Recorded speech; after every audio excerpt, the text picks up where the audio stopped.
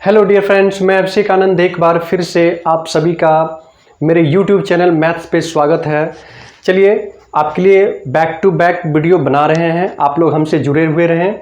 एक से एक क्वेश्चन हम आपको करवाएंगे। एक क्वेश्चन जो आपके बोर्ड पे लिखा हुआ है, क्वेश्चन क्या दे रखा है उसको थोड़ा सा पढ़ते हैं। एक रिलेशन दिया है n का 3 के पावर में 14 प्लस 3 के पावर में 13 माइनस में 12। तब बोला then what is the largest prime factor of n। तो n का प्राइम फैक्टर जो लार्जेस्ट होगा वो क्या है।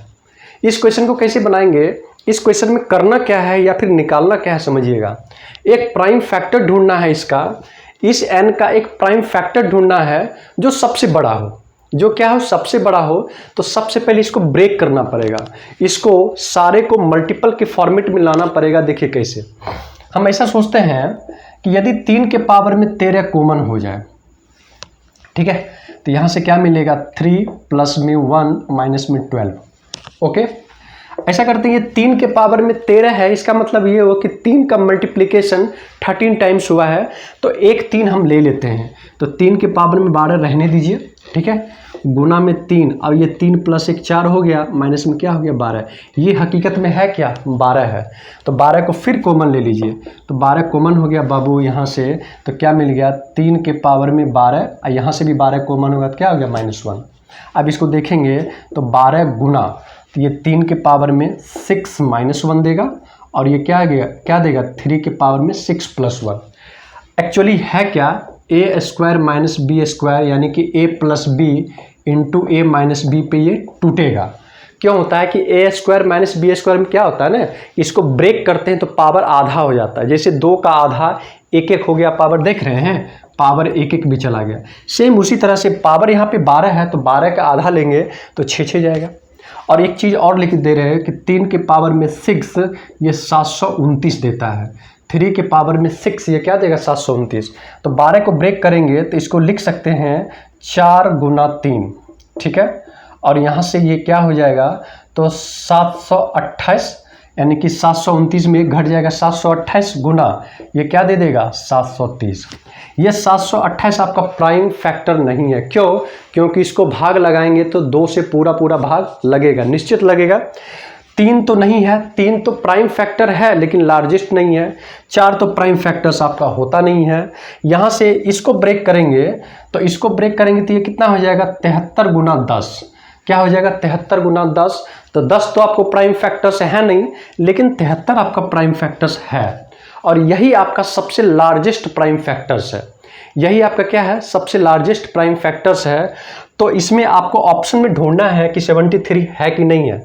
बिल्कुल 73 है, यही आपका डी नंबर क्या है, सही आंसर है। सही आंसर कितना है, डी 73। चलिए एक क्वेश्चन ये किए हैं, एक क्वेश्चन और करवा रहे हैं जो कि बहुत इजी क्वेश्चन है, शायद ये चीज़ आपको पता हो। देखते हैं।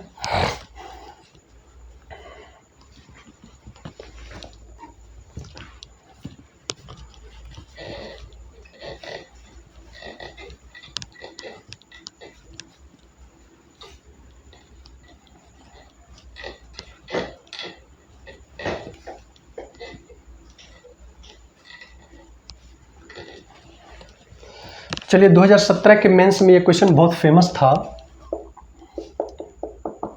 n equal to square root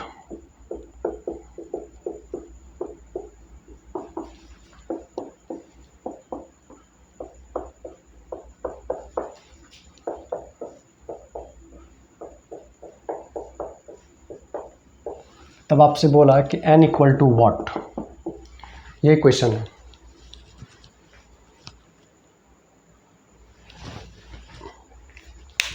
ये क्या है आपका क्वेश्चन है। अब इस क्वेश्चन को बनाएंगे कैसे समझते हैं। इसका कॉन्सेप्ट क्या कहता है, पहले कॉन्सेप्ट को समझिए।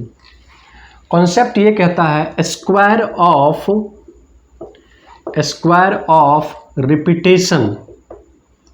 रिपीटेशन ऑफ 1, यानी कि 1 का रिपीटेशन के स्क्वायर हम करते हैं तो उसका वैल्यू किस तरह से आ सकता है, देखते हैं। जैसे आप लोग 11 के स्क्वायर लेते हैं तो आप लोग तुरंत बता देते हैं 121, यानी कि 11 का स्क्वायर क्या देगा 121 देगा।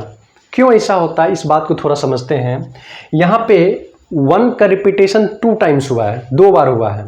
तो यहाँ पे काउंटिंग लेना होता है, उस काउंटिंग की शुरुआत 1 से करेंगे और जितना बार 1 का रिपीटेशन हुआ है उतना काउंटिंग लेना है। और काउंटिंग की शुरुआत 1 से करेंगे, एक एक करके बढ़ना है और एक एक करके जो मैक्सिमम पॉइंट होगा वहाँ से घटना है। ये बातें हो सकता है अभी थोड़ा सा आपको कम समझ में आया होगा, लेकिन जब और भी हम क्लियर करेंगे तो और अच्छे से क्लियर हो जाएगा। जैसे काउंटिंग लेना है, काउंटिंग की शुरुआत 1 से करेंगे, क्लियर, और मैक्सिमम जो नंबर्स जाएगा वो कहाँ तक जाएगा, जितना बार 1 का रिपीटेशन हुआ है।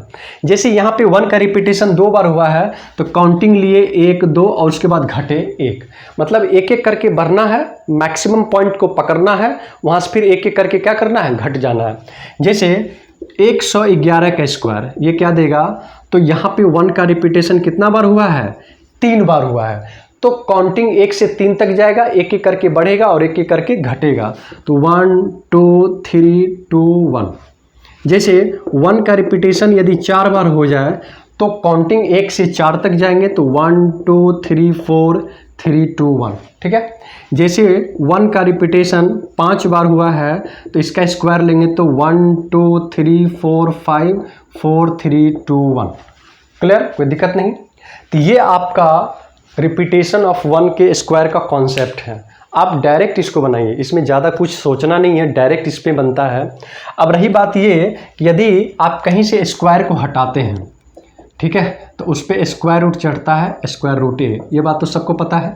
यहाँ से स्पष्ट हो गया कि यदि यहाँ से स्क्वायर हटेगा तो 11 बराबर में क्या आ जाएगा, रूट 121 हो गया। यहाँ से स्क्वायर हटेगा तो 111 में क्या आ जाएगा, अंडर रूट 1 2 3 2 1, और 11 ये क्या हो जाएगा, अंडर रूट 1 2 3 4 3 2 1। सेम आपको वही सवाल आपको दे रखा है ना। अब यहाँ पे ये देखिए कि मैक्सिमम नंबर कहाँ तक गया है, 5 तक, 4 तक, 3 तक और 2 तक। इसका मतलब ये हुआ कि यहाँ पे 1 का रिपीटेशन कितना बार हुआ, इसका सॉल्यूशन अब कर रहे हैं। यहाँ पे 1 का रिपीटेशन 5 बार हुआ होगा, कितना बार, 5 बार। यहाँ पे 4 बार, यहाँ पे 3 बार क्योंकि मैक्सिमम नंबर 3 तक गया है, और यहाँ पे 2 बार क्योंकि मैक्सिमम नंबर कहाँ तक गया है, 2 तक। इसी को सॉल्व कर लेंगे तो 1 2 3 4, 1 2 3 4, ये तो ख़त्म हो गया, 1 2 3, 1 2 1, यही आपका क्या है, 12,344, यही आपका क्या है, फाइनल आंसर है। तो ये कॉन्सेप्ट शायद हम YouTube पे ही जब सीटेट का बैच हम पढ़ा रहे थे तो हम डाले हुए हैं, इसको फिर से हम बता दिए आपको, क्योंकि 2017 का जो मेंस 18 में हुआ था, यहाँ से 4-5 क्वेश्चन 4-5 बार पूछा है कंटिन्यू, इसलिए इस क्वेश्चन को आराम से अच्छे से समझ लीजिए, देख लीजिए, और इस तरह का क्वेश्चन आपको कहीं भी मिले आप उसको बना सकते हैं। चलिए ठीक है, ये आपको 2 क्वेश्चन एक्स्ट्रा बोनस में हम दे रहे हैं, और इसको अच्छे से घर पे रिवीजन कीजिए, क्योंकि मैथ फाइनली प्रैक्टिस का चीज़ है। जितना अच्छा प्रैक्टिस रहेगा आप उतने ही अच्छा करेंगे।